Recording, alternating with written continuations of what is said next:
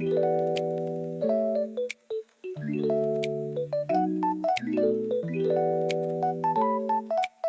်္ဂလာပါရှင်ကျွန်မဒီအော်တိုမရှင်ပေါ့နော်စင်ငယ်နေတဲ့အော်တိုမရှင်ဆက်အကြောင်းလေးတွေကိုဆောင်ရန်နဲ့တည်တိတိုက်တဲ့ဟာလေးတွေကိုပြောပြပေးတော့မှာဖြစ်ပါတယ်ရှင်ပထမအဆုံးအနေနဲ့ဆက်ပေါ်ထိုင်တော့မယ်ဆိုရင်ကိုနေခံထားလေးတွေပေါ့နော်မမတ်ထိုင်ရမယ်ဒါမှသာလျှင်ဒီချုပ်ချောင်းလေးတွေကိုကျမတို့မမတ်ထိုင်လို့ရှိရင်ဒီအတိုင်နဲ့ခန္ဓာကိုယ်နဲ့တက်တက်လေးထိုင်ရမယ်ပေါ့နော်အဲ့ဒါထိုင်တဲ့ခါကျလို့ရှိရင်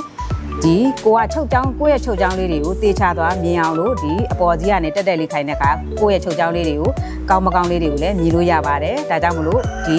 အတိုင်နဲ့တက်တက်ထိုင်ရခြင်းဖြစ်ပါတယ်ခန္ဓာကိုယ်အချိုးစားပေါ့နော်ဒီခါကိုမမတ်ထိုင်ခိုင်းရခြင်းအကြောင်းရင်းကြတော့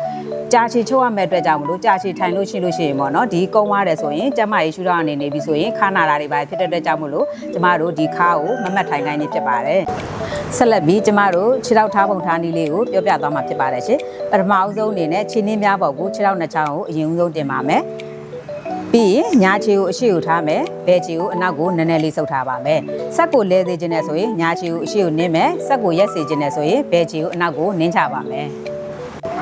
ဆက်လက်ပြီးတော့ကျမဘိနမျိုးအကြောင်းလေးကိုပြောပြသွားမှာဖြစ်ပါတယ်ဗောနော်ပထမအဆုံးအနေနဲ့ဒီလက်ပိအကြောင်းလေးကိုပြောပြသွားမှာဖြစ်ပါတယ်ဒီဆက်ချုပ်နေနဲ့အောက်ချီကုံသွားတယ်ဆိုရင်ဆက်ချီကိုတက်တက်ရစ်တော့မယ်ဆိုရင်လည်းဒီလက်ပိလေးကိုမှပြီးတော့ချီရစ်လို့ရပါတယ်နောက်တစ်ခုကကြတော့ဒီဘိတွေကို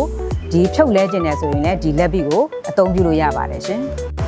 ဆက်ပြီးတော့ကျမတို့ဒူးဘီအကြောင်းလေးပြောပြသွားမှာဖြစ်ပါတယ်ရှင်ပေါ့နော်ကျမတို့ဒူးဘီကိုဘယ်အခါမှာအသုံးပြုလဲဆိုရင်ဒီပိတ်စလေးတွေအထုပ်သွင်းလုပ်တဲ့အခါမှာဒူးဘီလေးကိုဒီလိုကာပြီးတော့ပိတ်စအထုပ်သွင်းကိုလုပ်ပါတယ်ရှင်ကျမတို့ဒီဆက်ကိုအသုံးပြုတော့မယ်ဆိုရင်ဒီမှာဆက်ကလုတ်တစ်ခုရှိတယ်ပေါ့နော်ပထမဦးဆုံးဒီဆက်ကလုတ်အစိမ်းရောင်လေးအုံလေးကိုဖွင့်ပြီးတော့ဒီမီးလေးနီလာပြီဆိုရင်ကျမတို့ကဆက်ကိုချုပ်လို့ရပါပြီဒီရိုးရိုးဒီဟာပေါ့နော်ဒါကတော့အော်တိုဆက်ဆိုတဲ့အတွက်ကြောင့်မလို့ခလုတ်ဖွင့်ပြီးတာနဲ့မီးနီလို့ရှိရင်ချုပ်လို့ရပါပြီကလပ်မော်တာဆိုရိုးဆက်ကလပ်မော်တာဆိုရင်ပေါ့နော်ဒီဆက်ခလုတ်ဖွင့်ပြီးဆိုတာနဲ့3စက္ကန့်စောင့်ရပါတယ်ကျမတို့ဒီဆက်ပေါ်ထိုင်ပြီးတော့စပြီးတော့ချုပ်တော့မယ်ဆိုရင်ခြီလည်းမပါဘူးအဲ့လည်းမပါဘူးเนาะဒါကြောင့်မလို့ပထမအဆုံးဆက်ခလုတ်လေးကိုဖွင့်ပြီးရင်ချုပ်လို့ရပါပြီပေါ့နော်ကျမတို့ချုပ်တော့မယ်ဆိုရင်ဒီမြင်းချောင်းလေးတွေပေါ့ဒီချုပ်တော့မယ်ဆိုတဲ့အတွက်ကြောင့်မလို့ခြေထောက်ကလေးကအရှေ့ကိုနင်းနေဆိုရင်ဆက်ကသွားပြီးတော့ဒီနားလေးမှာခဏအောင်ဆုံးရှက်မယ်ပေါ့နော်ပထမအောင်ဆုံးနားမယ်ပြီးရင်ရှေ့ကိုနင်းမယ်ဆက်ကလေးသွားတယ်ခဏနားမယ်အနောက်ကိုရက်ပါပေါ့နော်ရှေ့ကိုဆက်နင်းမယ်ဆက်ကလေးသွားမယ်အနောက်ကိုနင်းတဲ့အခါရက်တယ်ပြက်ချင်တယ်ခြိဖြတ်ချင်တယ်ဆိုရင်တော့အနောက်ကိုနင်းပြီးဖြတ်လို့ရပါတယ်ပေါ့နော်